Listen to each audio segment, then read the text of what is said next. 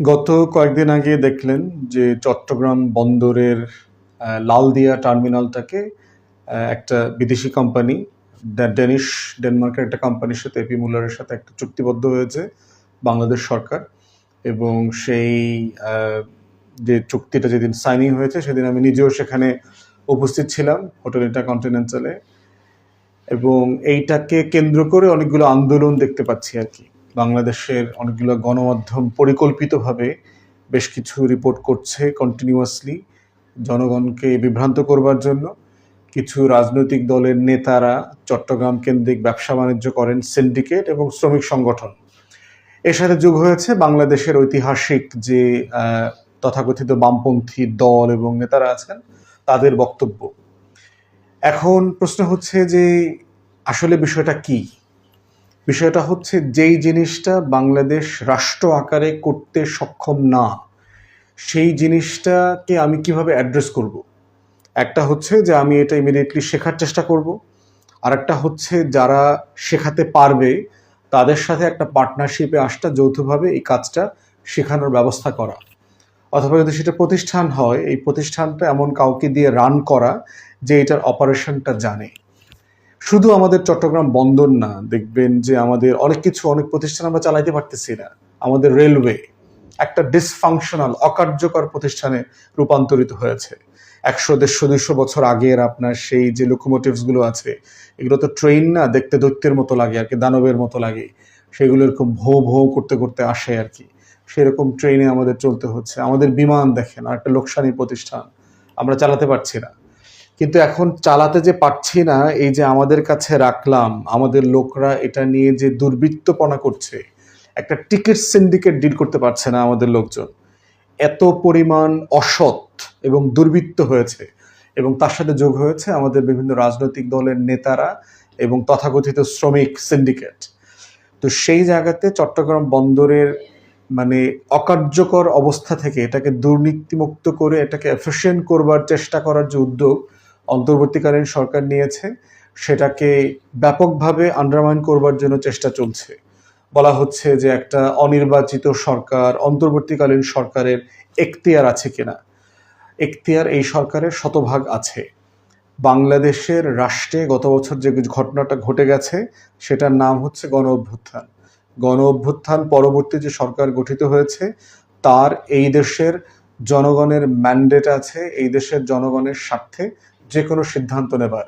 সেটার জন্য নির্বাচিত হয়ে আসলেই শুধু ম্যান্ডেট তৈরি হয় না, নির্বাচিত সরকারও বাংলাদেশের অনেক ক্ষতি করেছে গত 53-54 বছর।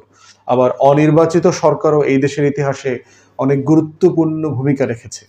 অতএব সেই জায়গাতে চট্টগ্রাম বন্দরের এই যে আধুনিকায়ন করা, এটাকে দুর্বৃত্তপনা থেকে শুরু করে এইটা থেকে দুর্নীতি মুক্ত করে, সিন্ডিকেট মুক্ত করে একটা আধুনিক বন্দর ব্যবস্থাপনাতে নিয়ে আসার যে উদ্যোগ, সেটা একটা ব্রিলিয়ান্ট উদ্যোগ। আমরা বিডা, অন্তর্বর্তীকালীন সরকারের যে প্রাইভেট পাবলিক পার্টনারশিপ অথরিটি আছে, নৌ পরিবহন মন্ত্রণালয় আছে, সবাইকে স্বাগত জানাচ্ছি এবং ধন্যবাদ জানাচ্ছি এরকম একটা যুগান্তকারী সিদ্ধান্ত নেবার জন্য।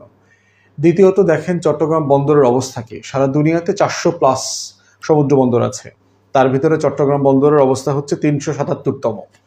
এখানে মাল খালাস করতে আসলে ন্যূনতম 16 দিন লাগে। তাহলে চিন্তা করে দেখেন, যারা বিজনেসম্যান আছেন, যারা ইম্পোর্ট করেন, এক্সপোর্ট করেন, তাদের কি পরিমাণ এখানে সময়, অর্থ এবং শ্রম নষ্ট হচ্ছে। যেই কাজটা করতে আপনার 48 ঘন্টা লাগতে পারে সর্বোচ্চ, সেই কাজটা সোনার বাংলায় 16 দিন ধরে হয়। এবং এই 16 দিনের চক্রে যে দুর্বৃত্তপনা আছে, যে দুর্নীতি আছে, যেই মারামারি, কাটাকাটি, ঘুষ, লেনদেন, চক্র, যেটার মধ্য দিয়ে যেটা হচ্ছে যে বাংলাদেশের স্বার্থ, রাজনৈতিক, ভূ রাজনৈতিক, ব্যবসায়িক সকল স্বার্থ ক্ষুণ্ণ হচ্ছে, সেগুলোকে আমরা অ্যাড্রেস করছি না। এবং না করতে দিয়ে যেটা হচ্ছে, দশকের পর দশক ধরে আমরা এই বন্দরটাকে তার যে অপটিমাম লেভেলে ইউজ করবার প্রয়োজন ছিল, সেটা আমরা করতে পারিনি। এবং দেখেন, এই সরকার আসার পরে কিন্তু ইতিমধ্যে অনেকগুলো কাজ তারা বন্দর কেন্দ্রিক করেছেন। আধুনিকায়ন করা, ডিজিটাইজেশন করা, এখানে ট্রাকে করে স্লিপ দিয়ে 20 মিনিট যদি ঢুকতে লাগে গেটে, সেই বাস্তবতাটাকে এখন ফিউ সেকেন্ডসের ভিতর নামে নিয়ে আসছে। এগুলো কিন্তু সার্টেনলি ইমপ্রুভমেন্ট, এবং এগুলো করতেই হবে। মাঝখানে ডিপি ওয়ার্ল্ডের সাথেও এই একই রকম বন্দর ব্যবস্থাপনা নিয়ে বেশ আলোচনা হয়েছে, কিন্তু তথাকথিত বাংলাদেশের স্বার্থ রক্ষায় যারা দিন রাত ঘুম নষ্ট করছেন সেই সিন্ডিকেট এবং ক্রিমিনাল দুর্বৃত্তদের কারণে সে কাজটা অনেক দূর এগোনো যায় নাই। এবং ডিপি ওয়ার্ল্ড যেহেতু একটা দুবাই ভিত্তিক কোম্পানি, তারা এই জিনিসটাকে ভালোভাবে নেয় নাই এবং তারা ইতিমধ্যে হুমকি দিয়েছে যে অনেক যারা কর্মী আছে বাংলাদেশিরা যারা প্রবাসে কাজ করে, দুবাইতে কাজ করে, তাদের যে ওয়ার্কিং কন্ট্রাক্ট আছে সেই কাজের চুক্তি তারা নবায়ন করবে না, তাদেরকে হাজারে হাজার লাখে লাখে দেশে ফেরত পাঠাবে এবং নতুন করে দেশ থেকে কোনো লোক নেবে না। অতএব এই বিষয়গুলো কিন্তু আমাদের দেশের স্বার্থ রক্ষা করছে না। এবং দেখেন যে আমরা গত বছরের অভ্যুত্থানে যারা রোল প্লে করেছে, সেখানে যে সকল শ্রমিকরা মানে ওখানে আন্দোলন করেছে অথবা বাংলাদেশের পক্ষে ভূমিকা রাখার চেষ্টা করেছে, তাদেরকে কিন্তু অনেককে ফেরত পাঠানোর কথা ছিল জেলে না দিয়ে, সেটা কিন্তু আলটিমেটলি করা সম্ভব হয় নাই। অতএব সেই জায়গা থেকেও আমরা বোধ করছি যে এই ডিপি ওয়ার্ল্ডের সাথে চুক্তিটা না হওয়া কিন্তু আমাদের জাতীয় স্বার্থের পরিপন্থী হচ্ছে। এবং যে সকল রাজনৈতিক দল আগামীতে ক্ষমতায় আসবেন বলে ধরে নিচ্ছেন, তারা কিন্তু আন্তর্জাতিক মহলে আপনাদের বিজনেস ফ্রেন্ডলি যে অ্যাটিটিউড হওয়ার কথা সেই মর্যাদা ক্ষুণ্ণ করছেন। শুধু জাতীয় স্বার্থ না, আপনাদের ভবিষ্যতে বাংলাদেশ চালানোর সক্ষমতাও কিন্তু প্রশ্নবিদ্ধ হচ্ছে। অতএব সেই জায়গাতে আমরা বোধ করছি লালদিয়া টার্মিনালকে যে একটা ইন্টারন্যাশনাল কন্ট্রাক্টের মাধ্যমে দেওয়া হয়েছে এবং এখানে মালিকানার তো কোনো প্রশ্ন নষ্ট হচ্ছে না, এটা বাংলাদেশ মালিক থাকবে। ৬,৭০০ কোটি টাকার মতো, প্রায় $৫৫০ মিলিয়ন ইনভেস্টমেন্ট আসবে। এটা আমাদের ইতিহাসে, বাংলাদেশের হিস্ট্রিতে এটা একটা ম্যাসিভ, মানে খুব মোটা দাগের বড় আকারের এফডিআই, যেই এফডিআই থেকে আমরা অনেক বছর অনেক দশক বঞ্চিত হয়েছি আওয়ামী ফ্যাসিবাদের আমলে। এরপরে হচ্ছে সাইনিং মানি হিসেবে ডেনমার্কের সরকার ২৫০ কোটি টাকা দিয়েছে। তো এইগুলোকে দেখলাম বাধাগ্রস্ত করবার জন্য একটা বিশাল সিন্ডিকেট এখন আদালতের উপরে চড়াও হয়েছে এবং আদালতে বিভিন্ন বাংলাদেশের তথাকথিত বড় বড় আইনজীবীরাও দেখলাম এই চক্রের সাথে তারা একসাথে কাজ করছে। তারা সবাই বলবার চেষ্টা করছে এই সরকারের নাকি এখতিয়ার নাই, এবং এখতিয়ার না থাকলে তো সেই সরকারের নির্বাচন করবার এখতিয়ার নাই। এখতিয়ার তো 105-এ তো যদি নির্বাচন করার এখতিয়ার থাকে, তাহলে বন্দর চুক্তিবদ্ধ করবার এখতিয়ার থাকবে না কেন? রোহিঙ্গা রিপ্যাট্রিয়েশন নিয়ে কাজ করবার এখতিয়ার থাকবে না কেন? এক্সপোর্ট ইম্পোর্টের ব্যাপারে আমেরিকার যে ট্যারিফ ওয়ার শুরু হয়েছিল, সেই ট্যারিফ ওয়ার নেগোশিয়েট করবার এখতিয়ার থাকবে কিনা? অর্থাৎ এই বিষয়গুলো কিন্তু তখন প্রশ্নে আসবে। এর বাইরে যোগ হয়েছে আমাদের পতিত এবং বিভ্রান্ত বাম রাজনীতিগুলো।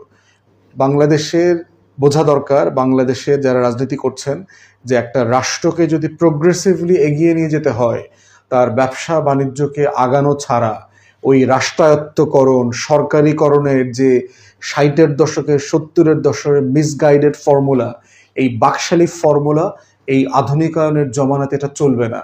সারা পৃথিবীতে এই আইডিয়াটা আছে যে যেটাতে ভালো তার সাথে সেটা শেয়ার করা, তার কাছ থেকে সেই সার্ভিসটা নেয়া। আমরা সেটা নিচ্ছি না বলে চট্টগ্রাম বন্দর আমাদের যে বিজনেসের হাব, এটা পিছনে পড়ে যাচ্ছে। তাই এই টোটাল লালদিয়া টার্মিনালের যে চুক্তি, এটাকে এগিয়ে নিয়ে যাওয়া এবং কোনো ধরনের মামলা দিয়ে এটাকে ঠেকিয়ে দেওয়া, পিছনে হটায় দেওয়ার চেষ্টা করা, সেগুলোকে খুব ডিসাইসিভলি অন্তর্বর্তীকালীন সরকারকে ফেস করতে হবে। তা না হলে বাংলাদেশ রাষ্ট্রের সুনাম, মর্যাদা এবং অধিকার, আমাদের যে আধুনিকায়নের যাত্রাপথে আমাদের যে চলার পথ, সেটা ক্ষুণ্ণ হবে। অতএব আমরা সরকারকে বলবো, ডিসাইসিভলি আপনারা যে সিদ্ধান্ত নিয়েছেন সেই সিদ্ধান্তে অটুট থাকবেন এবং এটাকে সামনে এগিয়ে নিয়ে যাবেন। আমরা ডেনমার্ককেও ধন্যবাদ জানাই আমাদের এই ব্যবসা এবং উন্নয়নের অংশীদারিত্বে তারা যে এগিয়ে এসছে এই উদ্যোগকে। ধন্যবাদ সবাইকে।